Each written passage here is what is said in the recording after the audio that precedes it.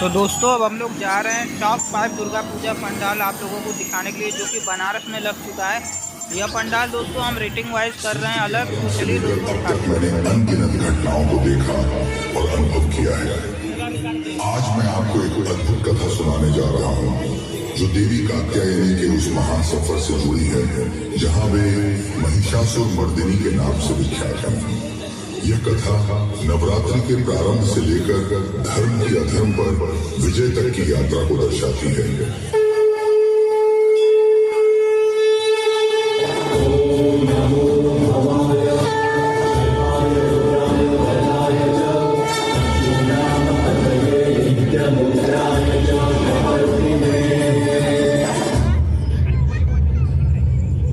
ये कैसी लीला है महादेव,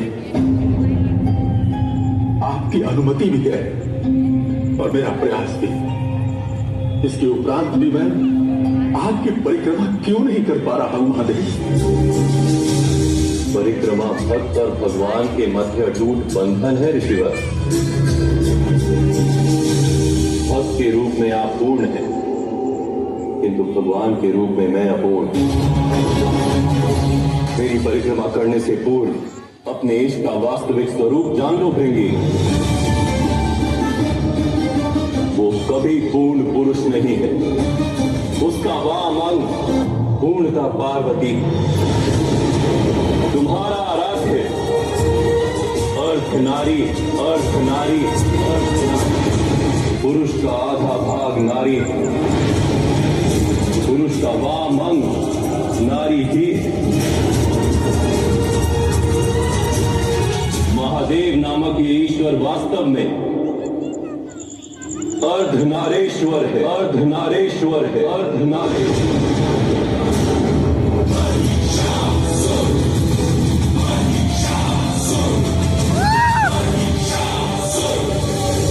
महाबली महिषासुर की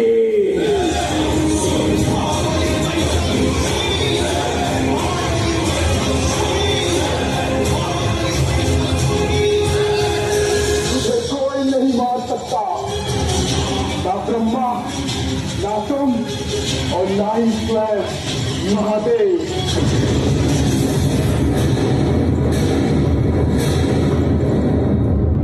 इसे तुम अपनी अंतिम चेतावनी समझो महिषासुर।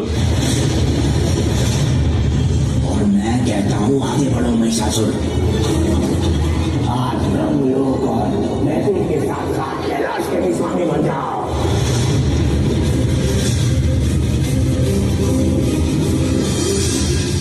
उसे केवल वो स्त्री मार सकती है जो स्त्री देव की शक्तियों के सच हो।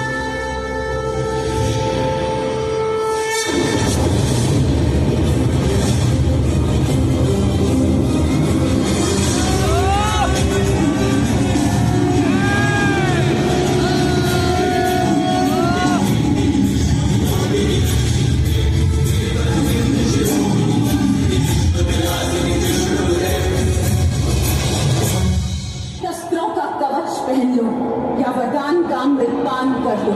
जो नारी का अपमान करेगा उसका अंत निश्चित है।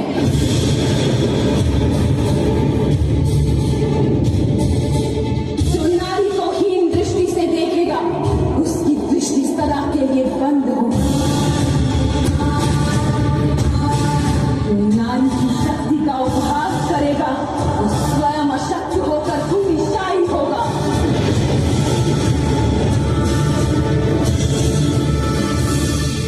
जब नारी के अपमान की प्रवृत्ति जागेगी तब तब उसके अंत को शक्ति जागेगी।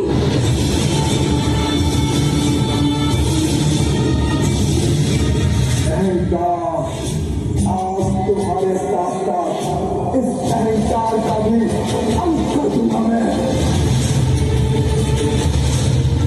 और तुम्हारी मृत्यु उदाहरण बनेगी नारी की दुर्बलता का।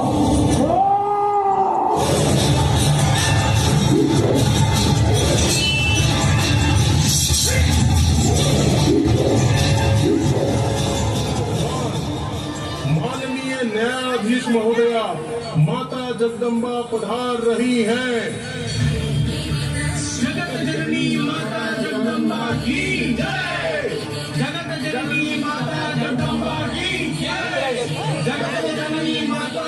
जगदम्बा की जय। माननीय न्यायाधीश महोदया व कनिष्ठ न्यायाधीश महोदय को मेरा प्रणाम। फाइल पेश की जाए।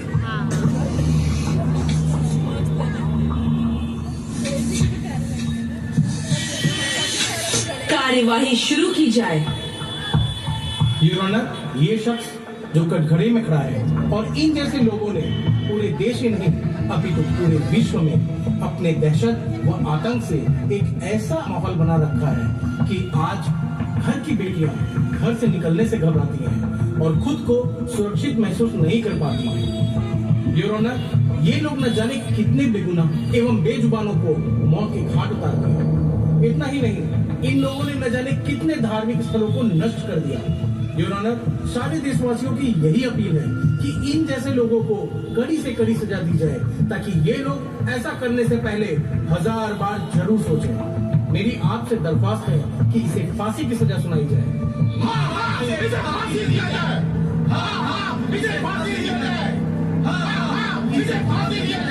Order order. मैं इस केस की तह तक जाऊंगी और मुजरिमों को कड़ी से कड़ी सजा सुनाऊंगी। ये मेरा वादा है आप सबसे और सारे देशवासियों से।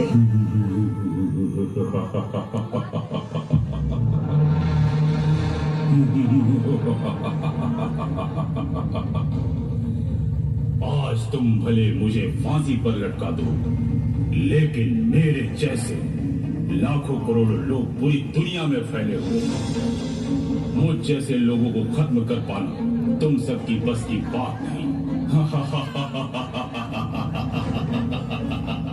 अब वो दिन दूर नहीं जब हम लोगों का पूरा दुनिया पर राज होगा।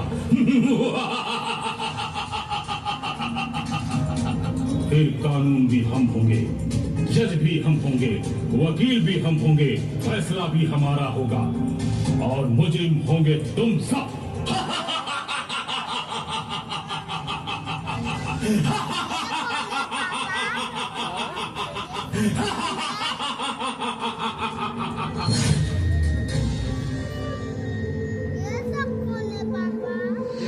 योर ऑनर, इसकी बातों को सुन के तो मेरी आत्मा तक कांप गई। जरा सोचिए, अगर ऐसा हो गया तो कैसा दृश्य होगा चारों तरफ। कहाँ सुरक्षित रहेंगी हमारी बहू बेटियां। चारों तरफ आतंक और खून खराबे का माहौल होगा।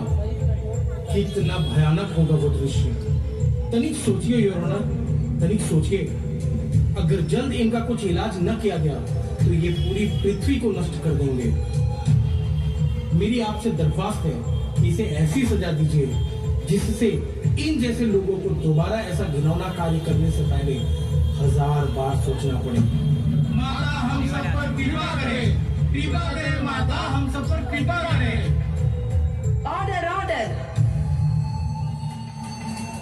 सारे सबूत और गवाहों को मद्देनजर रखते हुए कोर्ट अपने फैसले के अंतिम चरण पर पहुंचा है। इनका अपराध क्षमा योग्य नहीं है। ऐसे घृणित कार्य के लिए इन्हें जो भी सजा दी जाए वो कम है। इसे फांसी की सजा सुनाई जाती है। इतना ही नहीं, इसके जैसे लोग जब जब इस धरती पर पनपते रहेंगे तब तब उन्हें हर बार सजाए मौत ही सुनाई जाएगी। मेरा ये आप सभी से एवं सभी देशवासियों से वादा है। ये दरिंदे समय समय पर अपने होने का एहसास कराते हैं, चाहे वो कुछ वर्ष पहले निर्भया की घटना हो, कुछ महीने पहले की बैग में एक लड़की के टुकड़े की, या कुछ दिन पहले की कोलकाता की घटना। अब समय आ गया है दुर्गा और काली को जगाने का। हर घर में दुर्गा काली है ये उनको बताने का। आज से ही अपनी बेटियों की तैयारी शुरू करो इन जैसे असुरों का संहार करने के लिए। उन्हें पढ़ाई और गृहस्थी के कार्यों के साथ साथ आत्मरक्षा और हथियार चलाने के प्रशिक्षण भी जरूरी है। लेकर जाओ इसे और फांसी पर तब तक लटकाओ जब तक इसकी मृत्यु न हो जाए।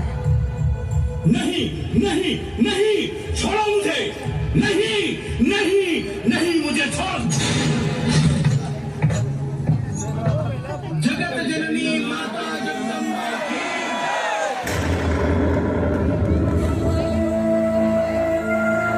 समय के प्रवाह में एक ऐसी घटना घटी जिसने संपूर्ण सृष्टि को हिला दिया। एक दिन दक्ष ने एक महान यज्ञ का आयोजन किया जिसमें समस्त देवताओं और ऋषियों को आमंत्रित किया गया, परंतु शिव और सती को निमंत्रण नहीं भेजा गया। महादेव जो यह जानते थे कि निमंत्रण न भेजना केवल एक अपमान था, उन्होंने सती को रोका, परंतु सती अपने पिता के प्रति कर्तव्य से बंधी थी।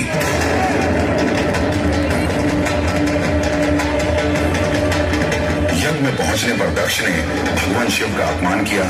इस अपमान ने सती के हृदय को चोट पहुंचाई और उन्होंने अपनी देह को अग्नि में समर्पित कर दिया। जब यह समाचार शिव तक पहुंचा तो वे क्रोध और शोक से भर उठे।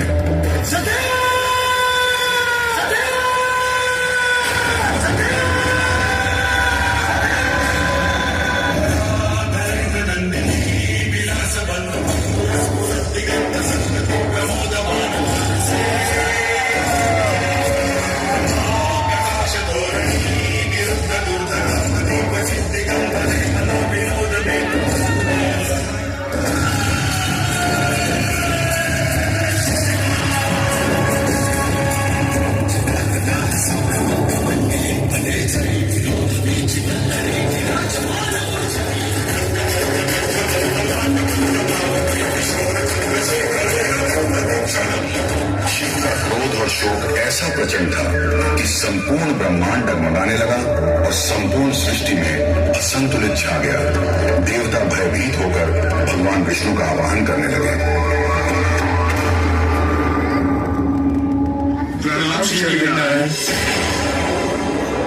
नारायण, कहीं महादेव का तांडव प्रलयकारी ना हो जाए। हे प्रभु श्री हरि नारायण, महादेव को शांत कीजिए, रोकिए उन्हें। महादेव के शोक को समाप्त करने का एकमात्र उपाय यही है कि सती के शरीर को ब्रह्मांड से मुक्त कर दिया जाए। हे सुदर्शन, शक्ति तो शक्ति होती है, वो साकार भी होती है और निराकार भी होती है, पर तुम बड़ी सतर्कता के साथ भगवान शिव के बाहों से शक्ति के कई भाग कर देना, वो भी इस प्रकार की भगवान शिव को उसका आभास भी न हो।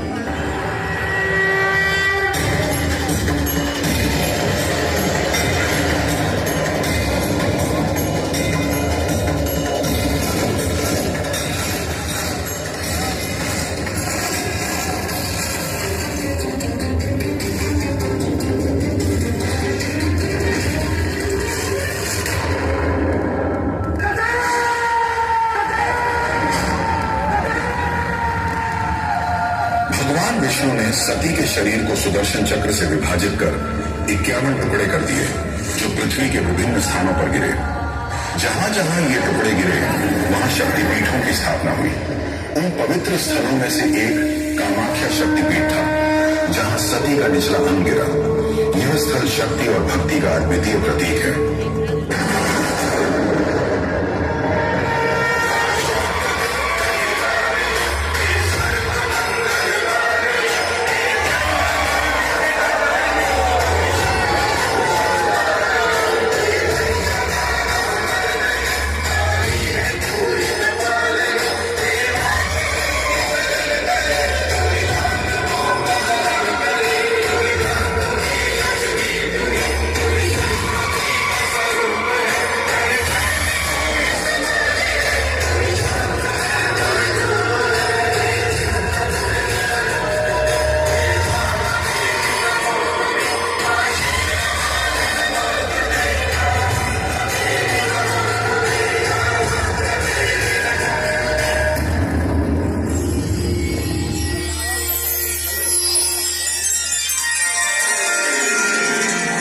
कामाक्षी अपने भक्तों की मंगल कामना पूर्ण करने के लिए सदैव यहाँ पर स्थित रहूंगी।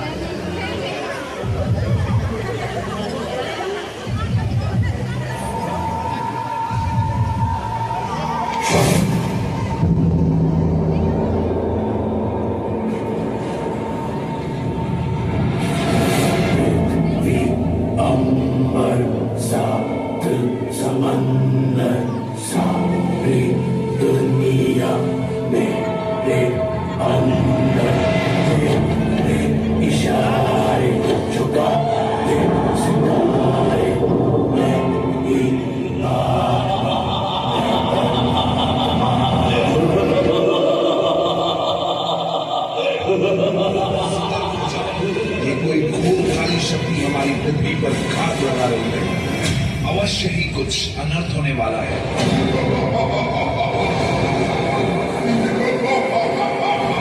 अनर्थ नहीं, अंत हूं मैं, अत्र तत्र सर्वत्र हूं मैं। ये पृथ्वी, आकाश, सूर्य मेरे सामर्थ्य के आगे कुछ भी नहीं। सारे मनुष्य और देवताओं का काल हूं। महिषासुर हूं मैं।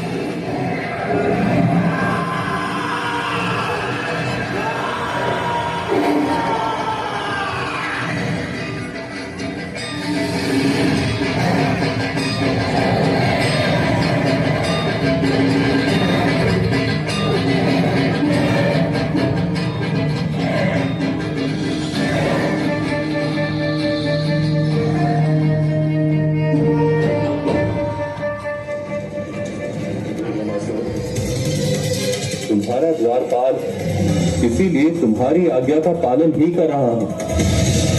तुमने कहा तुम्हें इस युद्ध से मुक्ति चाहिए, तो इस मार्ग से हटकर मैं तुम्हारी मुक्ति का मार्ग प्रशस्त कर रहा हूं। जिस सत्य से तुम जीवन भर अनभिज्ञ रहे, अब उस सत्य का साक्षात्कार साक्षात देवी दुर्गा तुम्हें कराएंगे।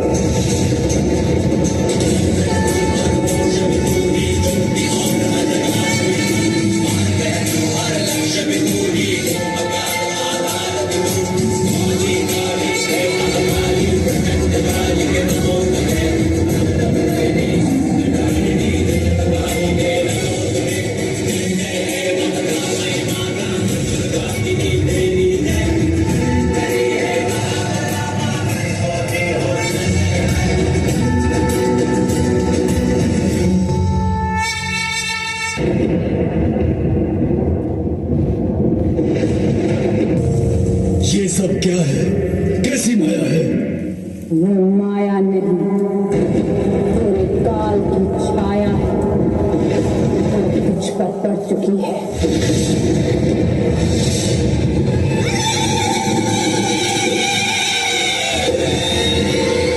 रुक जाइए देवी।